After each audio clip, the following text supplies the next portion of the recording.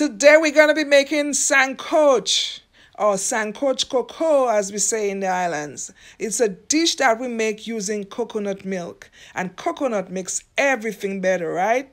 So I have a few ingredients here: green pepper, a green bell pepper, fresh thyme, scallion or chive as we call it. Oh, we did that one already. Red bell pepper and onions. I have here about 1.5 pounds of codfish that I soaked and I cooked a few times to remove the excess salt. I cleaned it and it's ready to be used. So these are the 3 coconuts that I'll be using today to make my sancoche. And I will be breaking this coconut using the back of the knife. I prefer to use those over the canned coconuts, but you can of course use the canned coconut milk if you prefer. So now I have broken all the coconuts and washed them, and it's time to take it out of the shell. And I'm going to do so using the very tip of the knife, just like this. And I'm doing this because if it gets away, I don't stab myself when I hold it that way. It's a safety measure.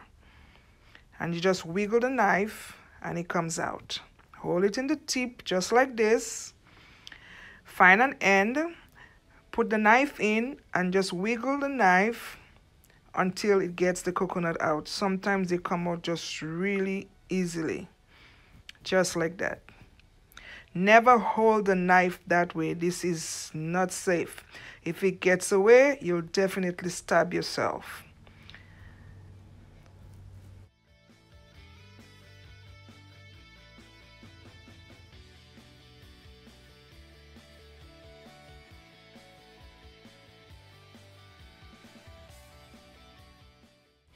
Now I have removed all the coconut from the shells and I have washed them, and it's time to grate, and I'll be doing that using the fine part of the grater.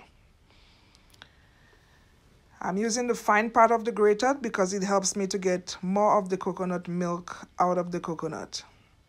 You can of course use a food processor or blender if you prefer. So here everything is grated and I'm ready to get that milk out of the coconut. I'm pouring some warm water in it. That's going to make it easier to extract the milk. I'm just going to squeeze it a little bit. Release that milk, that delicious milk that we need for our sancoche. And I'm going to pour it over that strainer.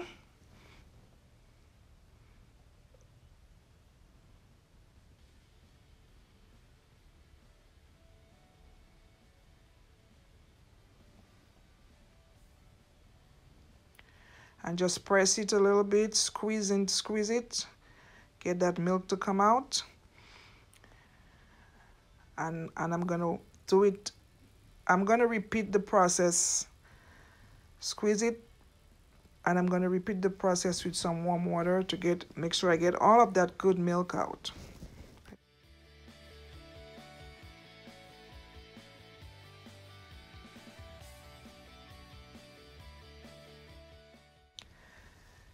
Now to cut the papaya in 2 halves.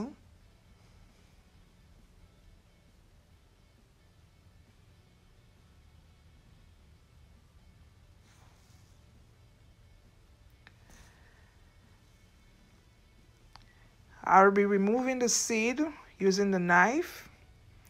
You can also use a spoon just to scrape them off. But I like removing that light film on the inside, so I use the knife to cut it out. Just like that.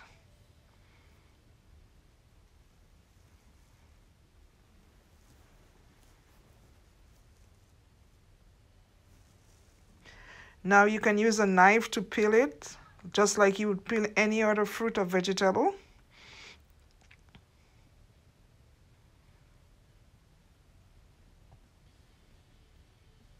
Or you can use your potato peeler if you have one of those and just peel it off. Just like that. Easy breezy.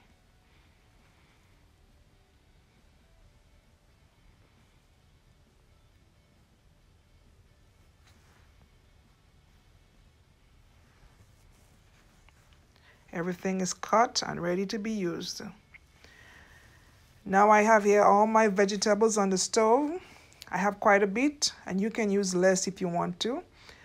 I have a spoonful of yellow butter, which is my preference for today. I'm not going to use a lot of oil or a lot of butter because the coconut is already fat. So I'm sprinkling some curry, like a tablespoon and a half of curry. And I'm just going to let that butter melt.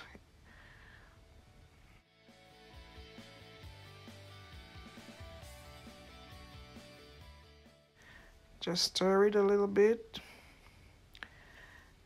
Get that butter and the curry mixed up in the vegetables.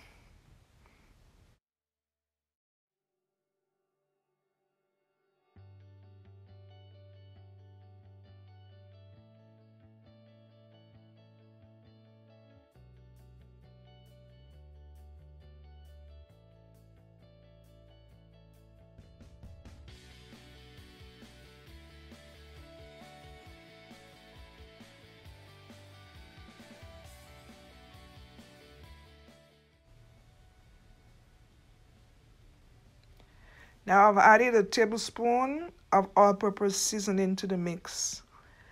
I'm not going to go too heavy on the seasoning right now because the codfish does have some salt.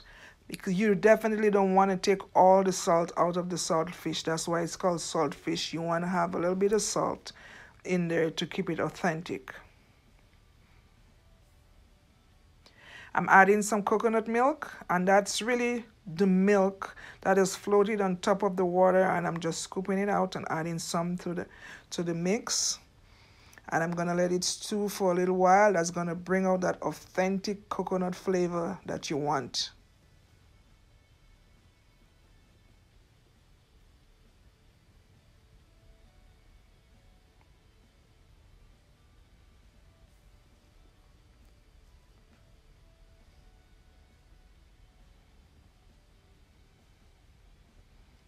I'm adding the green pepper.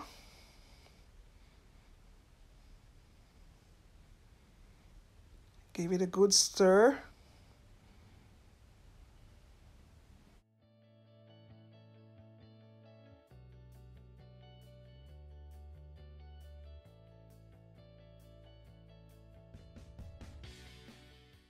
Add some coconut milk.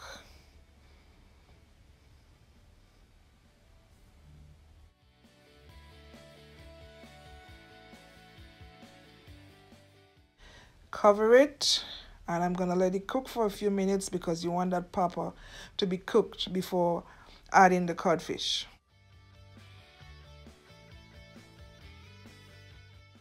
So here you go, the pepper is cooked, and I'm telling you, it smells so good in here. Oh my, I wish we had smell-o-vision. It smells so good. I'm gonna add the rest of the coconut milk.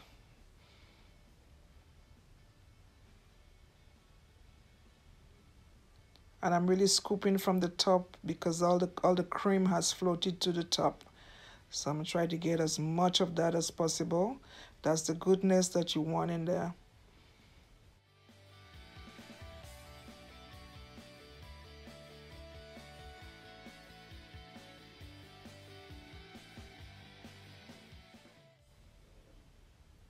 Now, Sancoche you can have with pretty much anything you want. You can have it with ground provisions, with rice, with dumplings.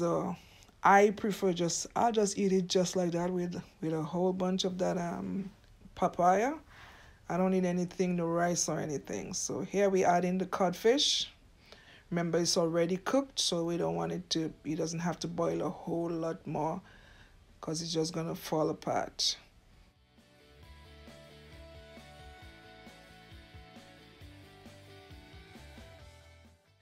Now I'm just gonna let that saltfish simmer in that coconut gravy for a little while, release the flavor into it, let both flavors hug each other. I'm sprinkling a little bit of clove powder, ground clove, into the mix because I don't like biting into clove. I love the flavor, I just don't like biting into it. And I did not use any garlic, as you might notice. That's because of my allergy. But I do like garlic. It just doesn't like me. So you'll probably want to use some garlic. So just look at all that goodness right there. So I'm adding some fresh thyme and scallions. I did remove the first set of thyme that I had in there. These are some of the herbs that I like tasting in my food.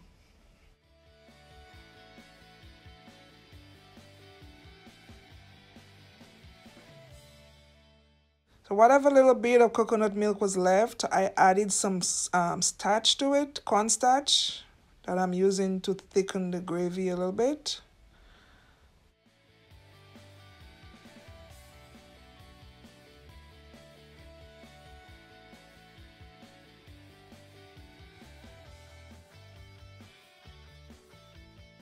Here you have the final product. You think it looks good? It tastes even better. I'm having it with breadfruit and green plantain tauntaun, boiled ripe plantain and boiled green bananas and some avocado. It goes especially well with dumpling, and you can have it with rice too, or anything else you want, or by itself. I'm telling you people, this is a must try. You're really gonna enjoy this recipe. Thanks for watching. Support my mom with the thumbs up, subscribe, share, and comment below. Turn on the notification bells and watch our previous recipes. And we'll see you next time in the kitchen with Rosie, where the secret ingredient is always love.